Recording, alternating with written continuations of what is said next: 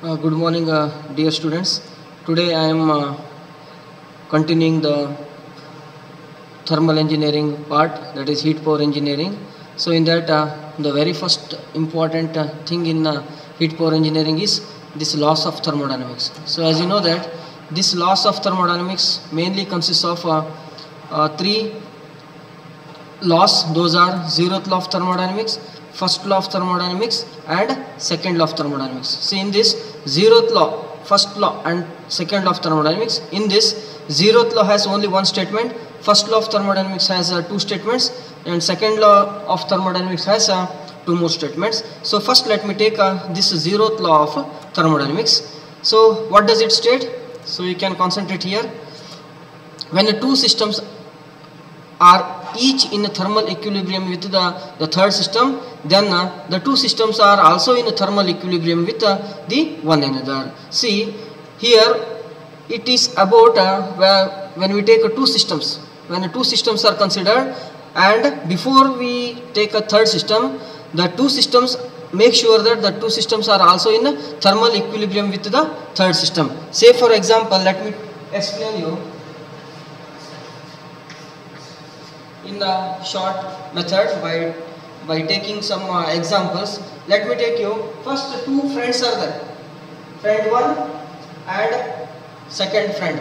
These two friends are close friends, okay, and there is what kind of relation is there between these two? They are the friends.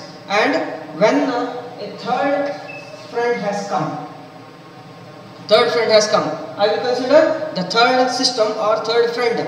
See, if this third friend is a friend to second, means definitely this third friend is friend to first. I mean 1 and 2 are already a friends.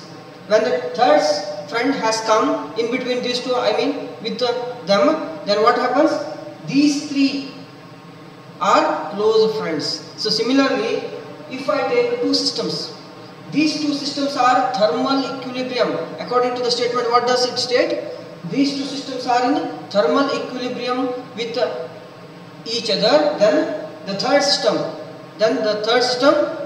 if third system is considered, then two systems are each in thermal equilibrium with one another. As you know that what is the condition for thermal equilibrium?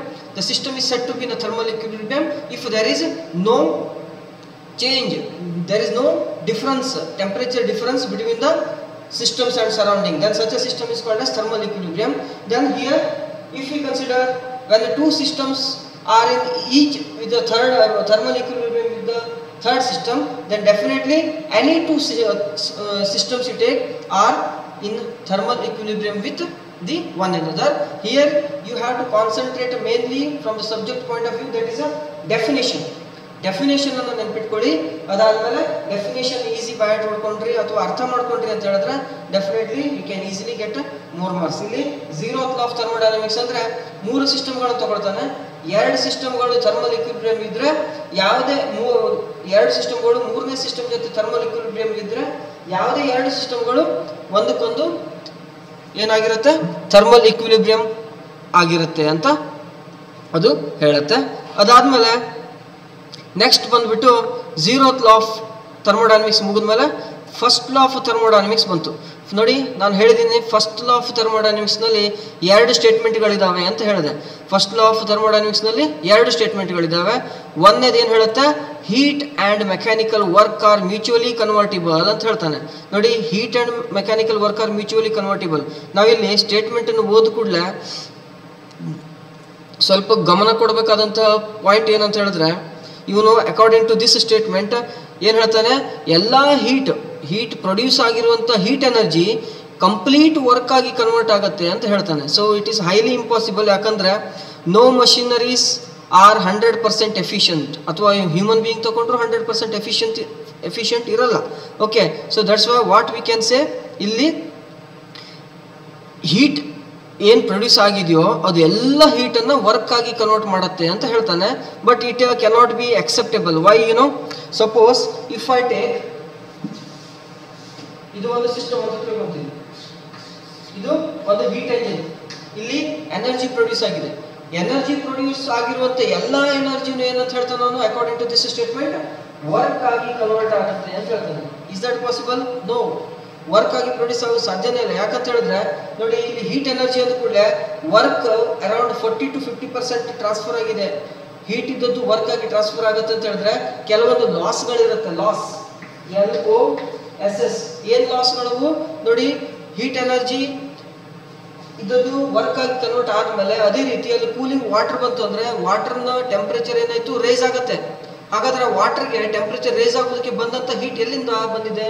ಅದು ಬಂದಿರೋದು heat energy produce ಆಗಿರುವಂತಹ ಅದರ heat ಒಳಗೆ internal engine combustion engine ನಿಂದಲೇ ಬಂದಿರೋದು. ಅದೇ ರೀತಿ exhaust ಗ್ಯಾಸ್ಗಳು ಹೊರಗಡೆ ಹೋಗುತ್ತೆ. ಎಕ್ಸಾಸ್ಟ್ ಗ್ಯಾಸ್ ಏನಾಗುತ್ತೆ? ಹೊರಗಡೆ ಹೋಗುತ್ತೆ. ಅಂದ್ರೆ ಮೀನಿಂಗ್ ಏನು? ಎಕ್ಸಾಸ್ಟ್ ಗ್ಯಾಸ್ನ ಟೆಂಪರೇಚರ್ ಹೆಚ್ಚಾಗಿದೆ. ಆ ಟೆಂಪರೇಚರ್ ಗ್ಯಾಸ್ ಹೆಚ್ಚಾಗೋದಕ್ಕೆ ಕಾರಣ ಏನು? ಅಲ್ಲಿ ಹೀಟ್ ಎನರ್ಜಿ ಯಾರು ಕೊಟ್ಟಿದ್ದಾರೆ? ಇಲ್ಲಿ ಟೋಟಲ್ ಹೀಟ್ ಎನರ್ಜಿ ಏನು ಪ್ರೊಡ್ಯೂಸ್ ಆಗಿತ್ತಲ್ವಾ, ಅಲ್ಲಿಂದನೇ ಸ್ವಲ್ಪ ಎನರ್ಜಿ ಅಥವಾ ಹೀಟ್ ಏನಾಗಿದೆ ಎಕ್ಸಾಸ್ಟ್ ಗ್ಯಾಸ್ ಮುಖಾಂತರ ಹೊರಗೋಗಿದೆ. ಅದೇ ರೀತಿ ಎಂಜಿನ್ ಹೀಟ್ ಆಗಿದೆ. ಎಂಜಿನ್ ಹೀಟ್ ಆಗಿದೆ, ಸರೌಂಡಿಂಗ್ ಅಟ್ಮಾಸ್ಫಿಯರಿಕ್ ಏರ್ ಇರುತ್ತೆ, ಸುತ್ತಲೂ ಇರುತ್ತೆ, ಅದು ಅಬ್ಸರ್ವ್ ಮಾಡುತ್ತೆ. So that surrounding atmospheric air temperature ಹೆಚ್ಚಾಗುತ್ತೆ. ಆ ಅಟ್ಮಾಸ್ಫಿಯರಿಕ್ ಏರಿಗೆ ಟೆಂಪರೇಚರ್ ಹೆಚ್ಚಾಗೋದಕ್ಕೆ ಕಾರಣವಾದ ಹೀಟ್ ಎಲ್ಲಿಂದ ಬಂದಿದೆ? ಅದು ಟೋಟಲ್ ಹೀಟ್ ಪ್ರೊಡ್ಯೂಸ್ ಆಗಿರುವಂತದ್ರಿಂದ ಬಂದಿರುತ್ತೆ. ಹೌದಾ? So that's why what we can say, total heat cannot be transferred. Delta Q is not equal to delta W ಅಂತ ನಾವು ಡೈರೆಕ್ಟ್ ಆಗಿ ಹೇಗೆ ಹೇಳ್ಬೋದು. ಯಾಕೆ ಅಂತ ಹೇಳಿದ್ರೆ ಅಲ್ಲಿ ಪ್ರೊಡ್ಯೂಸ್ ಆಗಿರುವಂಥ ಹೀಟ್ ಎನರ್ಜಿ ಎಲ್ಲಾನು ವರ್ಕ್ ಆಗಿ ಕನ್ವರ್ಟ್ ಆಗಲಿಕ್ಕೆ ಸಾಧ್ಯವಿಲ್ಲ. ಬಟ್ ಆ statement first law of thermodynamics ಏನು ಹೇಳುತ್ತೆ? Heat and mechanical are mutually convertible ಅಂತ ಹೇಳ್ತಿದ್ದಾನೆ. ಬಟ್ ಇಲ್ಲಿ ಏನು ಡೆಲ್ಟಾ ಕ್ಯೂ ಅಂತ ಏನು cyclic integration of delta Q ಅಂತ ತಗೊಂಡಿದ್ವಿ, that is completely equal to cyclic integration of delta W ಅಂತ ಹೇಳ್ತಾನೆ. ಇದು ಇಟ್ ಕ್ಯಾನಾಟ್ ಬಿ ಅಕ್ಸೆಪ್ಟೇಬಲ್. ಅದಕ್ಕೆ second statement in first law of thermodynamics ಬಂದಿದೆ. ಇಲ್ಲಿ ನೋಡಬಹುದು ನೀವು, energy can neither be created nor be destroyed but it can be transferred from one form to the another. ಅಂದ್ರೆ ಏನು ಹೀಟ್ ಎನರ್ಜಿ ಪ್ರೊಡ್ಯೂಸ್ ಆಗಿದೆಯೋ ಅದರಿಂದ work ಅನ್ನು ತಗೊಂಡು ವರ್ಕ್ ಔಟ್ಪುಟ್ ಅನ್ನು ತಗೊಂಡು ಬಾಕಿ ಉಳಿದಿರುವಂತಹ ಏನು ಎನರ್ಜಿ ಇದೆಯಲ್ವಾ ಅದು ಲಾಸಸ್. ಇಲ್ಲಿ ಡೆಲ್ಟಾ ಕ್ಯೂ ಅಥವಾ ಡಿ ಡಿಫರೆನ್ಸಿಯೇಷನ್ ಆಫ್ ಎನರ್ಜಿ ಅಂತ ಏನು ಹೇಳ್ತಾನೆ, derivative of E that is nothing but heat losses. ಇಲ್ಲಿ ಹೀಟ್ ಲಾಸ್ ಆಗ್ತಾ ಇದೆ. ಹೀಟ್ ಲಾಸ್ ಆಗಿರೋದ್ರಿಂದನೇ ನಮಗೆ ಏನಾದ್ರು ಹೇಳುವುದು ಮೆಕ್ಯಾನಿಕಲ್ ಎಫಿಷಿಯನ್ಸಿ ಅಥವಾ ಓವರಾಲ್ ಎಫಿಷಿಯನ್ಸಿ 100% ಬರಲಿಕ್ಕೆ ಸಾಧ್ಯವಿಲ್ಲ. ಓಕೆ, ಸೊ ಇದರ ಬಗ್ಗೆ ಜಾಸ್ತಿ ತಲೆಕೆಡಿಸಿಕೊಳ್ಳುವಂಥದ್ದು ಏನಿಲ್ಲ. ಇಲ್ಲಿ ಸ್ಟೇಟ್ಮೆಂಟ್ ಅನ್ನು ಒಂದು ನೆನಪಿಟ್ಕೊಳ್ಳಿ. ಇಲ್ಲಿ ಸ್ಟೇಟ್ಮೆಂಟ್ ಅನ್ನು ಒಂದು ನೆನಪಿಟ್ಕೊಳ್ಳಿ. ಅದಾದ್ಮೇಲೆ ಅಕಾರ್ಡಿಂಗ್ ಟು ದಿಸ್ ಸ್ಟೇಟ್ಮೆಂಟ್ ಏನು ಹೇಳ್ತಾನೆ ಅವನು, ಡೆಲ್ಟಾ ಕ್ಯೂ ಅಂದ್ರೆ ಹೀಟ್ ಎನರ್ಜಿ ಪ್ರೊಡ್ಯೂಸ್ ಆಗಿರೋದು, ಡೆಲ್ಟಾ ಡಬ್ಲ್ಯೂ ಅಂತ ಹೇಳಿದ್ರೆ ವರ್ಕ್ ಔಟ್ಪುಟ್ ಬಂದಿರೋದು. ಅದು ಎರಡನ್ನು ಮೈನಸ್ ಮಾಡಿದ್ರೆ ನೋಡಿ ಹೀಟ್ ಎನರ್ಜಿ ಅಂದ್ರೆ ಜಾಸ್ತಿ ಅಲ್ಟಿಮೇಟ್ ಅದು ಮ್ಯಾಕ್ಸಿಮಮ್ ವ್ಯಾಲ್ಯೂ, ಅದರೊಳಗಡೆ ವರ್ಕ್ ಅನ್ನ ಮೈನಸ್ ಮಾಡಿದ್ರೆ ನಿಮ್ಗೆ ಬಾಕಿ ಏನು ಉಳಿಯುತ್ತೆ? ಡೆರಿವೇಟಿವ್ ಆಫ್ ಎನರ್ಜಿ ಅಂತ ಕರಿತೀವಿ. ಇದು ಏನಿದು ಹೀಟ್ ಲಾಸಸ್ ಅಂತ ಕರಿಬೋದು. ಅದೇ ರೀತಿ ನಾವು ಪ್ರಾಬ್ಲಮ್ಸ್ ಅನ್ನ ಸಾಲ್ವ್ ಮಾಡುವಾಗ ಅಥವಾ relationship between heat work and energy ಅನ್ನು ತಗೊಳ್ಳುವಾಗ ಇದು ಈ ತರ ಬರೀತೀವಿ. 1 to 2 ಮೈನಸ್ ವರ್ಕ್ ಅನ್ನು 1 to 2 is equals to ಏನು P2 ಮೈನಸ್ P1 ಅಂತ ಬರೀತೀವಿ. ಇದೇನು heat supply during 1 to 2 process. ಅದೇ ರೀತಿ work done during 1 to 2 process that should be equals to energy 2 to 1. ಅಂದ್ರೆ ಏನು ಎನರ್ಜಿ ಇದೆಯೋ that is nothing but heat losses. Heat losses ಯಾವ್ಯಾವುದಾಗುತ್ತೆ? Heat loss due to cooling water, heat loss due to exhaust gases, heat loss due to unaccountable losses ಅಂತ ಕರಿತೀವಿ. This all considered as the heat losses. ಅದಕ್ಕೆ that is why it is considered as DE. So ಇದು regarding the statement. ಇಲ್ಲಿ ಕೂಡ ನಾನು ಹೇಳೋದಷ್ಟೇ, try to concentrate on the loss and these relationships. Explanation in red ಮಾರ್ಕಲ್ಲಿ ತೋರಿಸಿದಾನೆ ಅದು ಮತ್ತು ಈ ರಿಲೇಶನ್ಶಿಪ್ಗಳನ್ನು ನೆನಪಿಡೋದಕ್ಕೆ ಪ್ರಯತ್ನ ಪಡಿ. ಯಾಕಂದರೆ ಎಕ್ಸಾಮಿಗೆ ಇಂಪಾರ್ಟೆಂಟ್ ಆಗಿರೋದು ಆನ್ಸರ್ ಮಾಡುವಾಗ ಇದೇ ಆಗಿರುತ್ತೆ. ಅದಾದಮೇಲೆ ನೆಕ್ಸ್ಟ್ ಬಂದು ಸೆಕೆಂಡ್ ಲಾ ಆಫ್ ಥರ್ಮೋಡೈನಮಿಕ್ಸ್ ಅಂತ ಹೇಳ್ತಾನೆ. ಸೆಕೆಂಡ್ ಲಾ ಆಫ್ ಥರ್ಮೋಡೈನಮಿಕ್ಸ್ನಲ್ಲಿ ವೆರಿ ವೆರಿ ಇಂಪಾರ್ಟೆಂಟ್ ಅಂತ ಹೇಳಿದ್ರೆ ಇದು ಕೆಲ್ವಿನ್ ಪ್ಲಾಂಕ್ ಸ್ಟೇಟ್ಮೆಂಟ್ ಅಂತ ಹೇಳ್ತೀವಿ. ನಾನು ಈ ಸ್ಕೆಚ್ ಹಾಕಿ ತೋರಿಸಿದ್ದೀನಿ.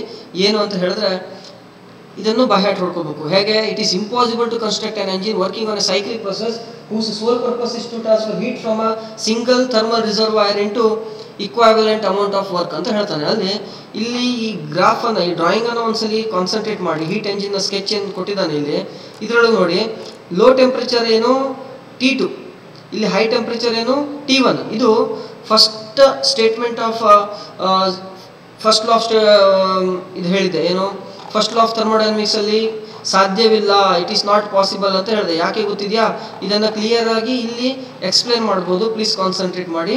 ಇಲ್ಲಿ ಏನಾಗ್ತಿದೆ ಗೊತ್ತಾ, ಇದನ್ನು ಹೀಟ್ ಎಂಜಿನ್ ಅಂತ ತಿಳ್ಕೊಂತೀವಿ. Say for example this is heat engine. ಇಲ್ಲಿ ಹೀಟ್ ಎಂಜಿನ್ ಅಲ್ಲಿ ಒಂದು ಮೇಲ್ಗಡೆ ಹೈ ಟೆಂಪರೇಚರ್ ರಿಸರ್ವಾಯರ್ ಸೋರ್ಸ್ ಅಂತ ತಗೋತಾನೆ. ಓಕೆ, ಇಲ್ಲಿಂದ ಸೆಕೆಂಡ್ ಒನ್ ಏನಾಯ್ತು, ಲೋ ಟೆಂಪರೇಚರ್ ರಿಸರ್ವಾಯರ್ ಸಿಂಕ್ ಅಂತ ತಗೊಂತೀವಿ. ಇಲ್ಲಿ T1 is greater than T2. ಅದಾದ್ಮೇಲೆ ಏನಾಗ್ತಿದೆ, ಹೈ ಟೆಂಪರೇಚರ್ ರಿಸರ್ವಾಯರ್ ಅಂದ್ರೆ ಏನ್ ಗೊತ್ತಿದ್ಯಾ? ಇಲ್ಲಿ ಆಗುವಂತ ಮೇನ್ ಕೆಲಸ ಏನಂತ ಹೇಳಿದ್ರೆ, ಹೀಟ್ ಎಂಜಿನ್ ಅಂದ ಕೂಡಲೇ ಪೆಟ್ರೋಲ್ ಡೀಸೆಲ್ ಯಾವುದೋ ಒಂದು ಫ್ಯೂಯಲ್ ಬರ್ನ್ ಆಗಿದೆ, because of burning complete combustion of fuel, what happens, high temperature energy is produced. This high temperature energy ಇಂದ ಏನಾಗಿದೆ, Q1 ಪ್ರೊಡ್ಯೂಸ್ ಆಗಿದೆ. ಈ Q1 ಎಲ್ಲಿ ಪಾಸ್ ಆಗ್ತಾ ಇದೆ, it is supplied to heat engines. Because of heat supplied to the engine ಏನಾಗ್ತಾ ಇದೆ, work is produced. ಏನಾಗ್ತಾ ಇದೆ, work is done. Work done ಆಗಿದೆ. ಅದರಿಂದ ನಮ್ಗೆ ಏನಾಗ್ತಾ ಇದೆ ನೋಡಿ, ನಾನು ಹೇಳಿದೆ ಹೀಟ್ ಲಾಸಸ್ ಆಗ್ತವೆ ಅಂತ ಹೇಳಿದೆ. ಅದರ ಅರ್ಥ ಏನು, ಇದು heat losses, ಈ ಪಾರ್ಟ್ ಏನು ಬಂತು, heat losses ಅಂದ್ರೆ Q2 is considered as a E in the first law of thermodynamics ನಲ್ಲಿ E ಅಂತ ಬರ್ತಲ್ವಾ, ಇದು Q2. ಯಾಕೆ ಕೇಳಿದ್ರೆ Q1 ಅನ್ನು ಯುಟಿಲೈಸ್ ಮಾಡ್ಕೊಳ್ಳುತ್ತೆ, ಅದಾದ್ಮೇಲೆ ವರ್ಕ್ ಪ್ರೊಡ್ಯೂಸ್ ಆಯ್ತು ಬೈ ಹೀಟ್ ಎಂಜಿನ್. ಅದಾದ್ಮೇಲೆ ಬಾಕಿ ಉಳಿದಂತಹ ಏನು ಹೀಟ್ ಲಾಸಸ್ ಇತ್ತಲ್ವಾ, ಅದು ಇದರ ಮುಖಾಂತರ ಅಟ್ಮಾಸ್ಫಿಯರ್ಗೆ ಹೋಗುತ್ತೆ. ಅಟ್ಮಾಸ್ಫಿಯರ್ಗೆ ಹೋಗುತ್ತೆ ಅಂದ್ರೆ ಏನು, it may be exhaust gases, it may be A temperature absorbed by surrounding air ಇರ್ಬೋದು. ಎಂಜಿನ್ ಸರೌಂಡಿಂಗ್ ನಲ್ಲಿ ಏರ್ ಇರುತ್ತೆ, ಹೌದಾ, ಅದರ ಟೆಂಪರೇಚರ್ ಹೆಚ್ಚಾಗ್ತದೆ. ಯಾಕೆ, because of this heat loss.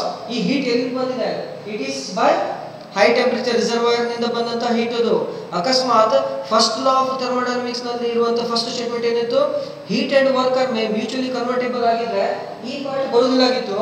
ಈ ಹೀಟ್ ಎಂಜಿನ್ 100% ಎಫಿಷಿಯನ್ಸಿ ಇರ್ತಿತ್ತು. ಅದರಿಂದ ಪೆಟ್ರೋಲ್ ಮತ್ತು ಡೀಸೆಲ್ ಯಾವುದೇ ಫ್ಯೂಯಲ್ಗಳಿಗೆ ಸ್ಕ್ಯಾಸಿಟಿನ ಬರ್ತಿರ್ಲಿಲ್ಲ. ಯಾಕಂತ ಹೇಳಿದ್ರೆ 100% ಎಫಿಷಿಯನ್ಸಿ ಅಂದ್ರೆ 1 ಲೀಟರ್ ಪೆಟ್ರೋಲ್ ಹಾಕಿದ್ರೆ ಕಂಪ್ಲೀಟ್ ಆಗಿ ಒಂದು 200-300 ಕಿಲೋಮೀಟರ್ ರನ್ ಆಗಬೇಕಾಗಿದೆ. ಯಾಕಂತ ಹೇಳಿದ್ರೆ ಹೀಟ್ ಲಾಸಸ್ ಇಲ್ಲ. ಅದು ಸಾಧ್ಯ ಇದೆಯಾ? It cannot be possible. That's why we can say these are the heat losses. ಇದೇನಿದೆ, heat energy utilised by engine doing a work, and this is a heat losses. Cooling water irbodu, exhaust gas irbodu, anything it may be.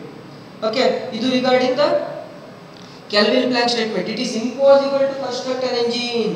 ಏನು, ಇಂಥ energy engine ಅನ್ನ, ಯಾವ engine ಅನ್ನ construct ಮಾಡೋದು impossible ಅಂತ ಹೇಳ್ತಾನೆ, to transfer heat from a single thermal reservoir into a equivalent amount of work ಅಂತ ಹೇಳ್ತಾನೆ. ಹೀಟ್ ಎನರ್ಜಿಯಿಂದ ಕಂಪ್ಲೀಟ್ ವರ್ಕ್ ಆಗಿ ಪ್ರೊಡ್ಯೂಸ್ ಮಾಡುವಂತ ಎಂಜಿನ್ಗಳನ್ನು ಕನ್ಸ್ಟ್ರಕ್ಟ್ ಮಾಡೋದಕ್ಕೆ ಸಾಧ್ಯ ಇಲ್ಲ ಅಂತ ಹೇಳೋದು ಯಾರು, ಕೆಲ್ವಿನ್ ಪ್ಲಾಂಕ್ ಸ್ಟೇಟ್ಮೆಂಟ್. ಅದೇನು, it is impossible to construct an engine working on a cyclic process whose sole purpose is to transfer heat energy into equivalent amount of work. ಅಂದ್ರೆ ಯಾವುದೇ ಎಂಜಿನ್ಗಳಿಗೆ ಹೀಟ್ ಎನರ್ಜಿ ಇಲ್ಲಿ ಪ್ರೊಡ್ಯೂಸ್ ಆಗುತ್ತೆ, heat ಎನರ್ಜಿಯಿಂದ complete work ಆಗಿ produce ಮಾಡೋದಕ್ಕೆ ಸಾಧ್ಯವಿಲ್ಲ, ಅಂಥದ್ದು ಎಂಜಿನ್ಗಳು develop ಮಾಡೋದಕ್ಕೆ ಆಗೋದಿಲ್ಲ ಅಂತ ಕೆಲ್ವಿನ್ ಪ್ಲಾಂಕ್ ಸ್ಟೇಟ್ಮೆಂಟ್ ಹೇಳ್ತಾರೆ. ಇಲ್ಲಿ ಇನ್ನೊಂದು ಕಾನ್ಸಂಟ್ರೇಟ್ ಮಾಡಬೇಕಾಗಿರೋದು from the examination point of view ಅಂತ ಹೇಳಿದ್ರೆ ಎಫಿಷಿಯನ್ಸಿ. ಈಟಾ ಅಂತ ಕರಿತೀವಿ. Eta stands for efficiency. Efficiency ಅಂದರೆ ಯಾವುದೇ ಒಂದು ಪರ್ಫಾರ್ಮೆನ್ಸ್. ಸೇ ಫಾರ್ ಎಕ್ಸಾಂಪಲ್, ನಾನು ಇನ್ವೆಸ್ಟ್ ಮಾಡಿದ್ದೀನಿ, ಒಂದು ಬಿಸ್ನೆಸ್ ಮಾಡ್ತಾ ಇದ್ದೀನಿ ಅಂತ ತಿಳ್ಕೊಳ್ಳಿ, 1000 ರೂಪಾಯಿ ಹಾಕಿದೆ. ಓಕೆ, 1000 ರೂಪಾಯಿ ಹಾಕಿ ನಾನು ಒಂದು 500 ರೂಪೀಸನ್ನು ಪ್ರಾಫಿಟ್ ಆಗಿ ಪಡೆದೆ ಅಂತ ಹೇಳಿದ್ರೆ ನನ್ನ ಎಫಿಷಿಯನ್ಸಿ ಎಷ್ಟಾಯಿತು, ಪ್ರಾಫಿಟ್ ಎಷ್ಟು 50 ಡಿವೈಡೆಡ್ ಬೈ 100, ಆವಾಗ ಎಫಿಷಿಯನ್ಸಿ ಎಷ್ಟಾಯಿತು 50% ಆಯಿತು. ಅದೇ ರೀತಿ ಎಫಿಷಿಯನ್ಸಿಯನ್ನು ಫೈಂಡ್ ಮಾಡ್ಬೋದು ನಮ್ಮ ಹೀಟ್ ಎಂಜಿನ್ಗಳಿಗೆ, ಯಾವುದು ರೆಫ್ರಿಜರೇಟರ್ ಇರ್ಬೋದು, ಹೀಟ್ ಪಂಪ್, ಯಾವುದಕ್ಕೂ ಎಫಿಷಿಯನ್ಸಿ ಫೈಂಡ್ ಮಾಡ್ಬೋದು. ಹೇಗೆ, ಇಲ್ಲಿ ನೋಡಿ, ಹೀಟ್ ಸಪ್ಲೈ Q1 - Q2 ಅದನ್ನು ಇದರ ಡಿಫ್ರೆನ್ಸ್, ಇದು ಹೆಚ್ಚಿದೆ, ಇದು ಕಮ್ಮಿ ಇದೆ. ಇದು ಎನರ್ಜಿಯನ್ನು ವರ್ಕಿಗೆ ಪ್ರೊಡ್ಯೂಸ್ ಮಾಡೋದಕ್ಕೆ ಯೂಸ್ ಮಾಡುತ್ತೆ, ಇದು ಲಾಸ್ ಆಗುತ್ತೆ. ಇದರ ಡಿಫ್ರೆನ್ಸ್ ಡಿವೈಡೆಡ್ ಬೈ ಇದು ಯಾವಾಗಲೂ ಜಾಸ್ತಿ, ಇದು ಯಾವಾಗಲೂ ಕಮ್ಮಿ, ಇದು ಯಾವಾಗಲೂ ಕಮ್ಮಿ, ಇದು ಜಾಸ್ತಿ.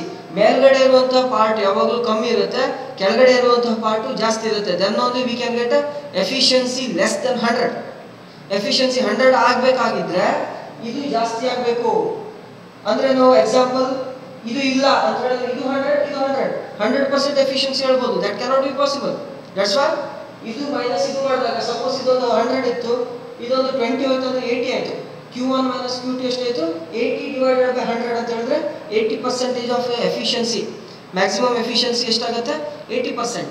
ಇದು ಈ ತರ ಮೆಕ್ಯಾನಿಕಲ್ ಎಫಿಷಿಯನ್ಸಿ ಅಥವಾ over all efficiency of any engines can be determined. ಅದಾದ್ಮೇಲೆ ನಾನು ಸೆಕೆಂಡ್ ಸ್ಟೇಟ್ಮೆಂಟಿಗೆ ಬರ್ತೀನಿ. ದಟ್ ಈಸ್ ನೋಡಿ ಇಲ್ಲಿ ಎಫಿಷಿಯನ್ಸಿ ಬಗ್ಗೆ ಕೊಟ್ಟಿದ್ದಾನೆ, ಪ್ಲೀಸ್ ಇದನ್ನು ನೋಟ್ ಮಾಡ್ಕೊಳ್ಳಿ ಆಯ್ತಾ. ಅದಾದ್ಮೇಲೆ ಸೆಕೆಂಡ್ ಬರೋದು ಇದು ಒಂದು ತುಂಬಾ ಇಂಪಾರ್ಟೆಂಟ್ ಮತ್ತು ಇಂಟ್ರೆಸ್ಟಿಂಗ್ ಟಾಪಿಕ್ ಅಂತ ಹೇಳ್ಬೋದು. ಯಾಕೆ ಕೇಳಿದ್ರೆ ಈ ಸ್ಟೇಟ್ಮೆಂಟ್ ಏನು ಹೇಳುತ್ತೆ ಗೊತ್ತಿದೆಯಾ? ಇಲ್ಲಿ ನಾನು ಫಸ್ಟ್ ರೆಫ್ರಿಜರೇಟರ್ ಒಂದನ್ನೇ ಎಕ್ಸಾಂಪಲ್ ಆಗಿ ತಗೊಂತೀನಿ. ಏನು ಮಾಡುತ್ತೆ ರೆಫ್ರಿಜರೇಟರ್ ನಾರ್ಮಲಿ ಅದಕ್ಕಿಂತ ಒಂದು ಸ್ಟೇಟ್ಮೆಂಟ್ ಹೇಳ್ಕೊಳ್ತೀನಿ. According to last statement it is impossible for a self acting machine. Self acting machine ಅಂದ್ರೆ ಯಾವುದೇ ಒಂದು ಈಗ ಸೆಲ್ಫ್ ಆಕ್ಟಿಂಗ್ ಅಂದ್ರೆ ಈ say for example electrical power use ಮಾಡಿಕೊಂಡು ವರ್ಕ್ ಮಾಡೋದು ಅಥವಾ ತನ್ನಿಂದ ತಾನೇ ವರ್ಕ್ ಮಾಡುವಂತ ಒಂದು ಮಷೀನ್ಗಳು ಏನು working in a cyclic process. Cyclic process ಅಂದ್ರೆ ಕಂಟಿನ್ಯೂಸ್ ವರ್ಕ್ ಆಗ್ತಾ ಇರುತ್ತೆ, ಅಲ್ಲಿ ಸ್ಟಾಪ್ ಅಂತ ಇರಲ್ಲ. ಓಕೆ, ಪ್ರೊಸೆಸ್ ಕಂಟಿನ್ಯೂಸ್ ಚಾಲೂ ಇರುತ್ತೆ to transfer heat from a body at a lower temperature to a body at a higher temperature without the aid of external agency. ಅಂದ್ರೆ ಯಾವುದೇ ಒಂದು ಸೆಲ್ಫ್ ಆಕ್ಟಿಂಗ್ ಮಷೀನ್ಗಳಲ್ಲಿ ಅಕಸ್ಮಾತ್ ಎಕ್ಸ್ಟರ್ನಲ್ ಏಜೆನ್ಸಿ ಅಂದ್ರೆ current ಇಲ್ಲ ಅಂತ ಹೇಳಿದ್ರೆ, ಸಪೋಸ್ ಇಂಥ ಸೆಲ್ಫ್ ಆಕ್ಟಿಂಗ್ ಮಷೀನ್ಗಳಲ್ಲಿ ಎಕ್ಸಾಂಪಲ್ ರೆಫ್ರಿಜರೇಟರ್ ನಲ್ಲಿ ಕರೆಂಟ್ ಇಲ್ಲ ಅಂತ ಹೇಳಿದ್ರೆ it is difficult to transfer heat from a body at a lower temperature to a body at higher temperature. ಇದು ಮೀನಿಂಗ್ ಏನು ಗೊತ್ತಾ? ಅದಕ್ಕಿಂತ ಮೊದಲೇ ಇಲ್ಲಿ ನೋಡ್ಕೊಳ್ಳಿ, ನಮ್ಮ ರೆಫ್ರಿಜರೇಟರ್ ಹೇಗೆ ಬರುತ್ತೆ. ಇದು ರೆಫ್ರಿಜರೇಟರ್ ಅಂತ ತಿಳ್ಕೊಳ್ಳಿ. ಇಲ್ಲಿ ರೆಫ್ರಿಜರೇಟರ್ ಮೈನಸ್ 2 ಡಿಗ್ರಿ ಅಥವಾ 2 ಡಿಗ್ರಿ ಸೆಲ್ಸಿಯಸ್ ಮೇಂಟೈನ್ ಮಾಡ್ತೀವಿ. ಏನು 2 ಡಿಗ್ರಿ ಸೆಲ್ಸಿಯಸ್ ಮೇಂಟೈನ್ ಮಾಡ್ತಿದ್ದೀವಿ. ಹೊರಗಡೆ ಎಷ್ಟಿದೆ? 25 ಡಿಗ್ರಿ ಸೆಲ್ಸಿಯಸ್ ಇದೆ ಅಂತ ತಿಳ್ಕೊಳ್ಳಿ. ಓಕೆ, ಹೊರಗಡೆ ಎಷ್ಟಿದೆ? 25 ಡಿಗ್ರಿ ಸೆಲ್ಸಿಯಸ್. 1 ಮಿನಿಟ್. ಹೊರಗಡೆ ಎಷ್ಟಿದೆ? 25 ಡಿಗ್ರಿ ಸೆಲ್ಸಿಯಸ್ ಟೆಂಪರೇಚರ್ ಇದೆ ಅಂತ ತಿಳ್ಕೊಳ್ಳಿ. ಓಕೆ, ಸೊ ಇಲ್ಲಿ ಏನಾಯ್ತು? ಇಲ್ಲಿ ಒಳಗಡೆ ಲೋ ಟೆಂಪರೇಚರ್, ಹೊರಗಡೆ ಹೈ ಟೆಂಪರೇಚರ್. ಅಂದ್ರೆ ಇಲ್ಲಿ ಕೋಲ್ಡ್ ಬಾಡಿ, ಇದು ಕೋಲ್ಡ್ ಬಾಡಿ, ಇಲ್ಲಿ ಹಾಟ್ ಬಾಡಿ. ಅಂದ್ರೆ ಅಟ್ಮಾಸ್ಫಿಯರಿಕ್ ಟೆಂಪರೇಚರ್ ಯಾವಾಗಲೂ ಒಳಗಡೆ ಇರುವಂತ ಟೆಂಪರೇಚರ್ ಗಿಂತ ಹೆಚ್ಚಿರುತ್ತೆ. ಇದನ್ನ ನಾನು ಏನು ತಿಳ್ಕೊತೀನಿ? T1, ಇದೇನಿದು T2. ಓಕೆ, ಕರೆಂಟ್ ಅಕಸ್ಮಾತ್ ಇಲ್ಲ ಅಂದ್ರೆ, ಇಲ್ಲಿ ಕರೆಂಟ್ ಇದ್ದಾಗ ಏನಾಗುತ್ತೆ? ಸಜ ಸೆಲ್ಫ್ ಆಕ್ಟಿಂಗ್ ಮಷೀನ್ಗಳಲ್ಲಿ ಕರೆಂಟ್ ಇದೆ ಅಂತ ಹೇಳಿದ್ರೆ ಏನಾಯ್ತು? ಸೇ ಫಾರ್ ಎಕ್ಸಾಂಪಲ್ ಒಂದು ಟೊಮೆಟೊ ಇಡ್ತೀನಿ. ಟೊಮೆಟೊನ ವಾತಾವರಣದಲ್ಲಿ ಇದ್ದಾಗ, ಅಟ್ಮಾಸ್ಫಿಯರ್ ನಲ್ಲಿ ಇದ್ದಾಗ ಅದ್ರ ಟೆಂಪರೇಚರ್ ಎಷ್ಟಿದೆ? ಟೆಂಪರೇಚರ್ ಒಂದು 25 ಡಿಗ್ರಿ ಸೆಲ್ಸಿಯಸ್ ಸರ್ಫೇಸ್ ಟೆಂಪರೇಚರ್ ಇದೆ ಅಂತ ತಿಳ್ಕೊಳ್ಳಿ. ಅದನ್ನ ಒಳಗಡೆ ಹಾಕಿದ ಕೂಡಲೇ ಏನಾಗುತ್ತೆ? ಕೋಲ್ಡ್ ಆಗಿ 2 ಡಿಗ್ರಿ ಸೆಲ್ಸಿಯಸ್ ಬಂತು. ಹೀಗೆ 2 ಡಿಗ್ರಿ ಸೆಲ್ಸಿಯಸ್ ಆಗೋದಕ್ಕಿಂತ ಮೊದಲು ಏನಾಗಿದೆ?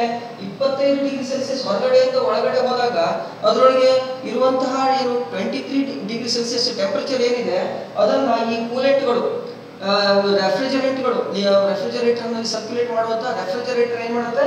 ಅದನ್ನ ಸಕ್ಷನ್ ಮಾಡಿ ಅದನ್ನ ಎಳ್ಕೊಂಡು ಹೊರಗಡೆ ಎತ್ತಾಗುತ್ತೆ. 23 ಡಿಗ್ರಿ ಸೆಲ್ಸಿಯಸ್ ಏನಾಯ್ತು? ಹೊರಗಡೆ ಹೋಗಿದೆ. ಅಂದ್ರೆ ಏನು? ಕೋಲ್ಡ್ ಹೀಟ್ ಎಲ್ಲಿಂದ ಎಲ್ಲಿ ಟ್ರಾನ್ಸ್ಫರ್ ಆಯ್ತು? ಈ ಹೀಟು ಟೊಮೆಟೊಗಿದ್ದಂತ 25 ಡಿಗ್ರಿ ಸೆಲ್ಸಿಯಸ್ ಕಮ್ಮಿಯಾಗಿ ಎಷ್ಟಾಯ್ತು? 2 ಡಿಗ್ರಿ. ಅಂದ್ರೆ ಏನು? ಬಾಕಿ ಉಳಿದಂತ ರಿಮೈನಿಂಗ್ 23 ಡಿಗ್ರಿ ಸೆಲ್ಸಿಯಸ್ ಟೆಂಪರೇಚರ್ ಇದೆಯಲ್ವಾ, that has transferred, that has moved from body at a low temperature to a body at a high temperature. How it is possible? Because when external current, external agency ಅಂದ್ರೆ external current ಇದ್ದಾಗ heat transfer ಆಗ್ತದೆ ಎಲ್ಲಿಂದ? Low temperature ಇಂದ high temperature ಗೆ. ಇದೇ ಹೇಳ್ತಿದೆ, ಈ statement ಹೇಳ್ತಿರೋದು ಅದು. Cold body heat due to low temperature, ಇದು ಎಲ್ಲಿಂದ ಎಲ್ಲಿ ಟ್ರಾನ್ಸ್ಫರ್ ಆಗ್ತದೆ? ಇಲ್ಲಿಂದ ಅಟ್ಮಾಸ್ಫಿಯರಿಕ್ ಗೆ ಟ್ರಾನ್ಸ್ಫರ್ ಆಗ್ತಾ ಇದೆ. ಅಟ್ಮಾಸ್ಫಿಯರ್ ಟ್ರಾನ್ಸ್ಫರ್ ಆಗುವಾಗ ಏನಾಗ್ತಿದೆ? ಇಲ್ಲಿ refrigerator is doing work. Refrigerators work ಹೇಗೆ ಹೇಳಿದೀವಿ? Q1, ಇದು Q1 plus work done by the refrigerator ಇಲ್ಲಿ ಹೋಗ್ತಾ ಇದೆ ಅಟ್ಮಾಸ್ಫಿಯರಿಕ್ ಗೆ. ಇದು ಸಾಧ್ಯ ಯಾವಾಗ ಅಂತ ಹೇಳಿದ್ರೆ ಕರೆಂಟ್ ಇರಬೇಕು. ಇಲ್ಲಿ ಕರೆಂಟ್ ಇದೆಯೋ ಹೀಟ್ ಟ್ರಾನ್ಸ್ಫರ್ ಆಗುತ್ತೆ ಎಲ್ಲಿಂದ? ಲೋ ಟೆಂಪರೇಚರ್ ಇಂದ ಹೈ ಟೆಂಪರೇಚರ್ ಹೋಗುತ್ತೆ. ಇಲ್ಲ ಅಂದ್ರೆ ಸಾಧ್ಯ ಇದೆಯಾ? ಸಪೋಸ್ ಒಂದು ಎಕ್ಸಾಂಪಲ್ ತಗೋತೀನಿ ನಾನು. ಈಗ ಇಲ್ಲಿ ನಾನು ಇರುವಂತ ಚೇಂಬರ್ ನಲ್ಲಿ ಒಂದು ಬೆಂಕಿ ಹಾಕಿದ್ದೀನಿ ಅಂತ ತಿಳ್ಕೊಳ್ಳಿ. ಬೆಂಕಿ ಹಾಕಿದ್ದೀನಿ, ಒಳಗಡೆ ಟೆಂಪರೇಚರ್ ತುಂಬಾ ಜಾಸ್ತಿ ಆಗಿದೆ. ಕ್ಲಾಸ್ ರೂಮ್ ಟೆಂಪರೇಚರ್ ಏನಿತ್ತು? ಒಂದು 50 ಡಿಗ್ರಿ ಸೆಲ್ಸಿಯಸ್ ಆಗಿದೆ ಅಂತ ತಿಳ್ಕೊಳ್ಳಿ. ಕ್ಲಾಸ್ ರೂಮ್ ಎಲ್ಲ ಬಂದ್ ಮಾಡಿದ್ದೀನಿ ನಾನು. ಕ್ಲಾಸ್ ರೂಮ್ ಏನ್ ಮಾಡಿದ್ದೀನಿ? ಇಲ್ಲಿ ಕ್ಲಾಸ್ ರೂಮ್ ನಲ್ಲಿ 50 ಡಿಗ್ರಿ ಸೆಲ್ಸಿಯಸ್ ಇದೆ. ಹೊರಗಡೆ ಎಷ್ಟಿದೆ? 25 ಡಿಗ್ರಿ ಸೆಲ್ಸಿಯಸ್ ಇದೆ. ಕ್ಲಾಸ್ ರೂಮ್ ಬಂದ್ ಮಾಡಿದ್ದೀನಿ. ಅಕಸ್ಮಾತ್ ಸಡನ್ ಆಗಿ ಕ್ಲಾಸ್ ರೂಮ್ ಅನ್ನ ಡೋರ್ ಓಪನ್ ಮಾಡಿದ್ರೆ, ಈ ಕ್ಲಾಸ್ ರೂಮ್ ನ ಡೋರ್ ಅನ್ನು ಓಪನ್ ಮಾಡಿದ್ರೆ ಏನಾಗುತ್ತೆ? ಆಟೋಮೆಟಿಕ್ ಆಗಿ ಕರೆಂಟ್ ಇರಲಿ ಇಲ್ಲದೆ ಇರಲಿ ಏನೇ ಆದ್ರೂ ಏನಾಗುತ್ತೆ? By naturally heat is flowing from high temperature region to a low temperature region. But don't think that heat can easily, without any external agency, can travel from low temperature region to high temperature region. ಹೋಗುತ್ತಾ? It can never be possible. ಅದೇ ರೀತಿ ನೋಡಿ, ಇಲ್ಲಿ 50 degree Celsius ಇದ್ರೆ ಇಲ್ಲಿಂದ ಇಲ್ಲಿಗೆ ಬರ್ಬೋದು ಹೊರತಾಗಿ ಇಲ್ಲಿಂದ ಇಲ್ಲಿಗೆ ಹೋಗುತ್ತೆ ಹೊರತಾಗಿ ಕೋಲ್ಡ್ ಟೆಂಪರೇಚರ್ ನಿಂದ ಹೈ ಟೆಂಪರೇಚರ್ ರೀಜನ್ ಗೆ ಬರೋದಿಲ್ಲ. ಯಾಕೆ? Because of heat can easily move from one place to the another. So ಇದು ಏನು ಹೇಳುತ್ತೆ ಇಲ್ಲಿ, ಏನು ಹೇಳ್ತಾ ಇದ್ದೀನಿ, heat can never transfer from high temperature region to a low temperature region. It is possible only when external aid of the external agency ಅಂತ ಕರೀತಾನೆ. External agency ಅಂದರೆ ನಾವಿಲ್ಲಿ ಡಿಯರ್ ಫ್ರೆಂಡ್ಸ್ ಏನು ತಿಳ್ಕೊಬೋದು, ಕರೆಂಟ್ ಇದ್ದಾಗ ಸೆಲ್ಫ್ ಆಕ್ಟಿಂಗ್ ಮಷಿನ್ಗಳಲ್ಲಿ transfer of heat from a body at high temperature region to a body at low temperature ರೀಜನ್ಗೆ ಮಾಡೋದು easy.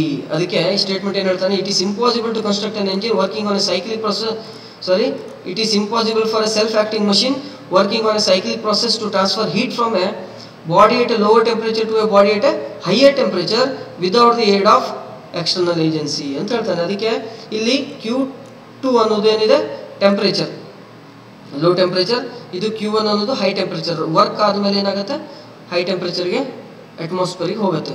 So ಇಲ್ಲಿ ಮತ್ತೊಂದು ಇಂಪಾರ್ಟೆಂಟ್ ಡೆಫಿನೇಷನ್ ನೆನ್ಪಿಟ್ಕೋಬೇಕು ಅಂದ್ರೆ, ಕಾನ್ಸೆಪ್ಟ್ ಅನ್ನು ನೆನ್ಪಿಡ್ಬೇಕು. ರಿಲೇಷನ್ಶಿಪ್ ಏನಂತ ಹೇಳಿದ್ರೆ ಕೋಇಫಿಷಿಯಂಟ್ ಆಫ್ ಪರ್ಫಾರ್ಮೆನ್ಸ್ ಅಂತ ಕರಿತೀವಿ. ಯಾವುದೇ ಒಂದು ರೆಫ್ರಿಜರೇಟರ್ಗಳಿಗೆ COP is very very important. ಇದನ್ನು ಹೇಗೆ ಡಿಟರ್ಮೈನ್ ಮಾಡ್ತೀವಿ, ದಟ್ ಈಸ್ Q2/R, Q2/W ಅಂತ ಕರಿತೀವಿ by of a refrigerator. Q2 ಅಂದ್ರೆ ಏನು, ಟೆಂಪರೇಚರ್. ಓಕೆ, ಹೀಟನ್ನು ರಿಮೂವ್ ಮಾಡಿರುವಂಥದ್ದು. ಓಕೆ, ಅದಾದಮೇಲೆ divided by Q1 minus Q2, high ಟೆಂಪರೇಚರಿಂದ ಲೋ ಟೆಂಪರೇಚರ್ ಮೈನಸ್ ಮಾಡಿದಾಗ ಏನಿರುತ್ತೆ, T2 divided by T1 minus T2. So that what happens, COP coefficient of performance of a refrigerator ಈ ಥರ ಡಿಟರ್ಮೈನ್ ಮಾಡ್ಬೋದು. ಈ ಥರ coefficient of performance of a ರೆಫ್ರಿಜರೇಟರ್ನ find out ಮಾಡ್ಬೋದು. ಅದೇ ಥರ ಇನ್ನೊಂದು ಎಕ್ಸಾಂಪಲ್ ತೊಗೊಂಡಿದ್ದಾನೆ. ಸೇಮ್ ಈ ಡೆಫಿನೇಷನ್ ಏನಿದೆಯಲ್ವಾ, ಈ ಕ್ಲಾಸಿ ಸ್ಟೇಟ್ಮೆಂಟ್ ಅನ್ನುವಂಥ ಸ್ಟೇಟ್ಮೆಂಟು ರೆಫ್ರಿಜರೇಟರ್ ಮತ್ತು ಹೀಟ್ ಪಂಪ್ಗಳಿಗೂ ಸೇಮ್. ಆದರೆ ಕೋಇಫಿಷಿಯಂಟ್ ಆಫ್ ಪರ್ಫಾರ್ಮೆನ್ಸ್ ಏನಾಗುತ್ತೆ, ಇಲ್ಲಿ ವೇರಿ ಆಗುತ್ತೆ. ಇಲ್ಲಿ ನೋಡ್ಕೊಳ್ಳಿ, COP is equals to Q1/WP. But ಇಲ್ಲಿ COP ಫಾರ್ ರೆಫ್ರಿಜರೇಟರ್ ಏನಿದೆ Q2/WR. ಇಲ್ಲಿ Q1 ಏನಾಗಿದೆ, Q1 is equals to Q2 plus WP ಅಂತ ಹೇಳ್ತೀವಿ. ಬಟ್ ಇಲ್ಲಿ ಏನಾಗಿದೆ, Q1 is equals to Q1 plus WR ಅಂತ ಹೇಳ್ತೀವಿ. ಹಾಗಾಗಿ ಇಲ್ಲೇನಾಯಿತು, Q1/WP.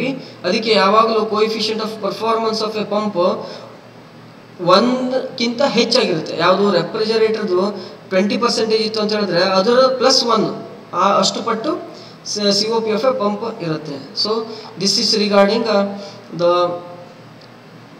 what do you say, the laws of thermodynamics, that is 0th law of thermodynamics, first law of thermodynamics and second law of thermodynamics.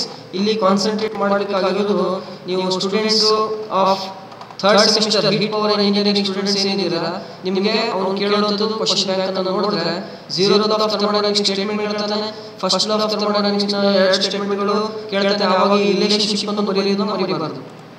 ಅದ್ರ ಜೊತೆಗೆ ಏನಿದೆ, classes statement separate ಆಗಿ ಕೇಳ್ತಾನೆ. 5 marks ಅಥವಾ 10 ಮಾರ್ಕ್ಸ್ ಕೇಳಬಹುದು. ಕ್ಲಾಸಿಸ್ ಸ್ಟೇಟ್ಮೆಂಟ್ ಅಂತ ಕೇಳಿದ್ರೆ ಈ ಸ್ಟೇಟ್ಮೆಂಟ್ ರೆಡಿಂಗ್ ಅಲ್ಲಿ ಏನು ಬಂದಿದೆಯೋ ಅದನ್ನು ಬರೀಬೇಕು. ಅದ್ರ ಜೊತೆಗೆ ಇದೊಂದು ಸ್ಕೆಚ್ ಹಾಕಿದ್ರೆ ಸಾಕಾಗುತ್ತೆ. ಅದಾದಮೇಲೆ ಎಫಿಷಿಯನ್ಸಿ ಒಂದು ಸ್ಟೇಟ್ಮೆಂಟ್ ಬರೀಬೇಕು. ಅಂಡ್ ದೆನ್ ಕ್ಲಾಸಿಸ್ ಸ್ಟೇಟ್ಮೆಂಟ್, ಕೆಲವೊಂದು ಸ್ಟೇಟ್ಮೆಂಟ್ ಅದಾಯಿತು.